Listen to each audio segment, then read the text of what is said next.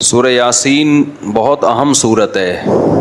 اس میں اللہ تعالیٰ نے واقعات بھی بیان کیے، اپنی قدرت کی باتیں بھی بیان کی، اور موت کے بعد دوبارہ زندگی پر جو اعتراضات ہوتے ہیں اس کو بھی اللہ نے بیان کی۔ قرآن الحم سے لے کے والناس تک ایک ہی بات سمجھاتا ہے، ہم آزاد نہیں ہیں، ہم کسی کے غلام ہیں۔ اچھا، اس دعوے میں جو سب سے بڑی رکاوٹ بنتی ہے نا، جو چیز اس بات کو سمجھنے میں، وہ یہ بنتی ہے کہ اگر کامیابی اس کا نام ہے کہ اللہ کی غلامی اختیار کی جائے، تو پھر وہ لوگ جو کافر ہیں، وہ غیر مسلم ہیں، وہ جو مانتے ہی نہیں اللہ کو، ان کی اتنی ترقی کیوں ہے؟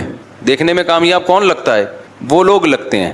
قرآن ان مضامین کو بار بار دہراتا رہتا ہے۔ سورہ یاسین میں بھی اللہ نے دہرایا ہے کہ اس ظاہری ترقی سے، اس ظاہری چمک دھمک سے، اس ظاہری تعیش اور عیش پرستی سے دھوکہ مت کھاؤ۔ یہ دنیا امتحان گاہ ہے، ایگزامینیشن ہال ہے۔ ایگزامینیشن ہال میں رزلٹ اناؤنس نہیں ہوتا، رزلٹ کی اناؤنسمنٹ کے لیے اللہ نے آخرت کا دن رکھا ہے۔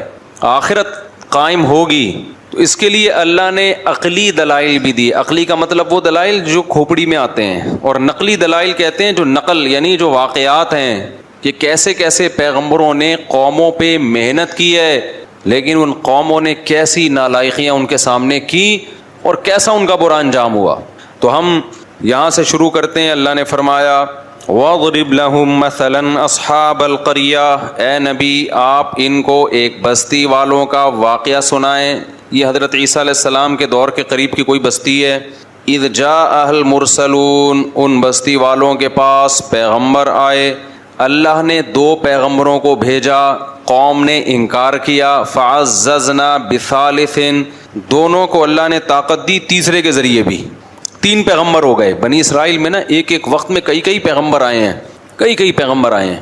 فَقَالُوا إِنَّا إِلَيْكُمْ مُرْسَلُونَ، کہنے لگے ہمیں کس کی؟ تمہاری طرف۔ ان پیغمبروں نے ان کو کیا کہا؟ وہ جواب میں کہنے لگے مَا أَنْتُمْ إِلَّا بَشَرٌ مِثْلُنَا، تم تو ہماری طرح کے انسان ہو۔ میں بار بار کہتا ہوں، جتنے بھی اہل اللہ گزرے ہیں، جتنے بھی پیغمبر گزرے ہیں، جو سچی مچی کے اللہ والے تھے نا، سب کو یہی طعنے دیے گئے کہ آپ ہماری طرح کے انسان، آپ کھاتے ہیں، آپ نارمل لائف گزارتے ہیں، آپ سوتے ہیں، صبح اٹھتے ہیں اور پراٹھے کھا رہے ہیں، ٹھیک ہے نا، انڈوں پہ مرغی کو بٹھا کیوں رہے ہیں، آپ سوئمنگ کیوں کر رہے ہیں؟ تو بار بار بزرگی کا یہ تصور کہ وہ عجیب سی مخلوق بن کے انسان گھومنا شروع کر دے، پتہ ہی نہیں چلے یہ مریخ سے آیا ہے یا اسی زمین کی پیداوار ہے۔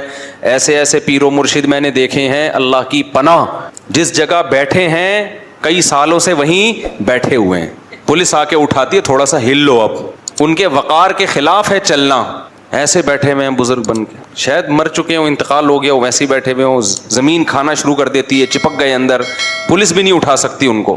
تو بزرگ کا یہ مطلب ہرگز نہیں ہے۔ بزرگ کسے کہتے ہیں؟ الا ان اولیاء اللہ لا خوف علیہم ولا هم يحزنون الذین آمنوا وكانوا يتقون۔ عقیدہ صحیح کر لو اپنا اور کبیرہ گناہوں سے توبہ کر لو، بس بزرگ بن گئے، اور کچھ کرنے کی ضرورت نہیں ہے۔ باقی سارے جیسے نارمل رہتے ہیں، کاروبار کرتا ہے آدمی، صبح جاتا ہے دفتر سے، گھر آ کے بیوی سے پٹتا نہیں ہے، یعنی گھر آتا ہے تھوڑا بہت بیگم سے اونچ نیچ بھی ہو جاتی ہے، کبھی محلے والوں سے، کبھی کرایہ نہیں دے رہا مالک مکان وہ کرایہ دار، تو کبھی اس سے اونچی آواز سے بات ہو گئی۔ تو یہ جو نارمل ہوتے ہیں نا، یہی بزرگ ہوتے ہیں۔ کوئی الگ سے کوئی بزرگ مخلوق، بزرگ کو کبھی کبھی غصہ بھی آتا ہے، جب اس کے ساتھ کوئی بدتمیزی کرے گا تو اس کو چپیٹ بھی دیتا ہے کبھی کبھار وہ بیٹھ کے۔ ایسا بزرگ نہیں ہوتا کہ اتنے پولائٹ اخلاق کہ ان کے ساتھ جو مرضی کر لو ان کو غصہ نہیں آئے گا۔ یوٹیوب پہ ویڈیوز آ جاتی ہیں نا، کوئی چیخ رہا ہے، ابے یہ دیکھو اخلاق پہ بیانات کرتے ہیں، ابھی کیا کر رہے ہیں، یہ چیخ رہے ہیں۔ تو بھائی غلط ہو رہا ہے تو چیخے گا نہیں تو کیا کرے گا وہ؟ ایسا تصور بنا لیا ہے نا کہ بالکل یہ بلٹ پروف قسم کا بزرگ ہے، جس پہ کسی کا اثر ہی نہیں ہوتا۔ بلٹ پروف ہوتی ہے نا گاڑیاں، بم کا اثر نہیں، تو ان پہ کسی کی زبان کا اثر ہی نہیں ہوگا، ان کو کبھی بھی غصہ نہیں آئے گا۔ ایسا بالکل بھی نہیں ہے۔ ہمارے جب نبی صلی اللہ علیہ وسلم کو بھی جب بہت زیادہ کوئی غلط بات ہوتی تھی، آپ کو غصہ بھی آتا تھا۔ ہاں، بار بار غصہ آنا ہر وقت ایسے جیسے توے پہ بیٹھا ہوا ہے، یہ ٹھیک نہیں ہے۔ اچھا بھائی، تو انہوں نے کہا آپ تو ہماری طرح کے انسان ہیں۔ قالوا ربنا یعلم انا الیکم لمرسلون قالوا انا تطیرنا بکم۔ جب بھی پیغمبروں نے جا کے دعوت دی ہے نا، تو ہوا یہ کہ خوشحال قوموں میں پیغمبر گئے تو اللہ کی طرف سے ان قوموں پہ آزمائشیں آنا شروع ہوئیں، قحط سالی شروع ہو گئی، کہ شاید اب یہ توجہ کریں اللہ کی طرف، ان کے مالوں کا نقصان ہونا شروع، تو انہوں نے یہ نقصان بھی پیغمبروں کے کھاتے میں ڈال دیا. معاذ اللہ تمہاری نحوست ہے، معاذ اللہ، تم جب سے آئے ہو تو یہ معاملات ہو رہے ہیں. جیسے بہو جب نئی گھر میں آتی ہے اور اتفاق سے مالی اسباب کم ہو جائیں تو ساس کس پہ ڈال دیتی ہے؟ بہو کی نحوست. حالانکہ عین ممکن ہے بہو کے ساتھ ظلم کی نحوست ہو. کیا خیال ہے؟ ظلم ہو رہا ہو، اس کی وجہ سے اللہ نے مال میں برکت ختم. تو کسی کی وجہ سے کوئی نحوست نہیں ہوتی، حدیث میں صاف ہے لا طیرہ، کوئی نحوست نہیں ہے. نحوست صرف بدعمالیوں کی ہوتی ہے، اس کے علاوہ کسی چیز کی نحوست اسلام میں نہیں ہے. کوئی کالی بلی گزر گئی، کوئی کتا آ گیا، کوئی یہ ہو گیا، یہ کوئی نحوست وحوست نہیں ہوتی. نحوستیں ہوتی ہیں تو کس چیز کی؟ بولو نا، بدعملی کی. بہو آنے سے اگر ظلم رزق گیا ہے تو اس کا مطلب اس کے ساتھ کوئی زیادتی ہو رہی ہے بہو کے ساتھ.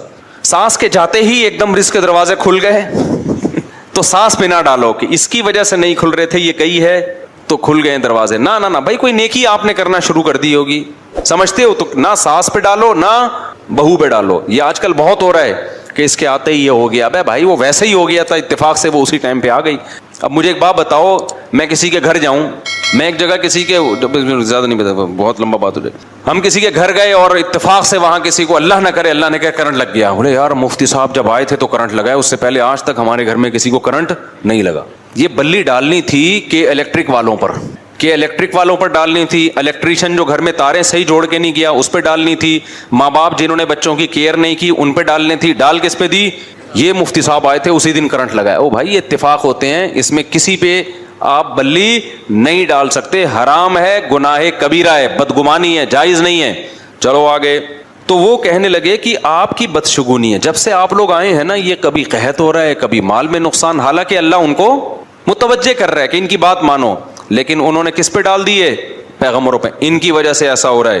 تو کہنے لگے، پیغمبر نے فرمایا تمہاری نحوست تمہارے ساتھ ہے، یہ تمہاری بدعمالیوں کی نحوست ہے. وجاء من اقصى المدینة رجل یسعى. قوم کو وہ تینوں پیغمبر سمجھا رہے ہیں، قوم کی سمجھ میں نہیں آ رہا. اب یہ کون سا علاقہ تھا؟ تاریخ خاموش ہے. بہت سے حضرات نے کہا انطاکیہ نہیں ہے ترکی کا، جہاں بھی زلزلہ آیا ہوا ہے، اس جگہ کا واقعہ ہے. اور ایک قبر بھی تھی وہاں پہ. میں جب چند سال پہلے گیا تھا تو وہ اس شخص کی قبر بتائی جاتی ہے، من اقصى المدینة رجل یسعى. قرآن کہتا ہے شہر کے کنارے سے ایک شخص دوڑتا ہوا آیا. تو وہ جو دوڑتا ہوا شخص آیا نا اس کی قبر بھی وہاں پر ہے. اب حقیقت ہے یا نہیں ہے، لیکن مشہور ہے کہ یہ اسی کی قبر ہے. مگر زلزلے میں وہ سب مٹی ہو گئے، وہ ساری تاریخی چیزیں ختم ہو گئی ہیں زلزلہ بھی جو انطاکیہ میں آیا.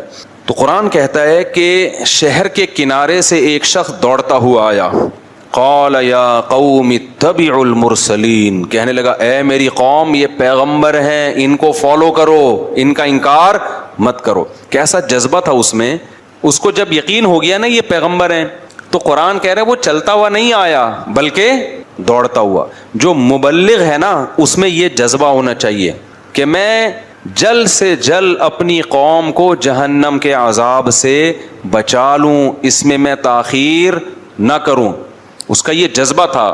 جو اسرائیلی روایات ہیں ان میں ہے جس کے بارے میں حدیث میں آتا ہے کہ نہ ان کا انکار کرو نہ اقرار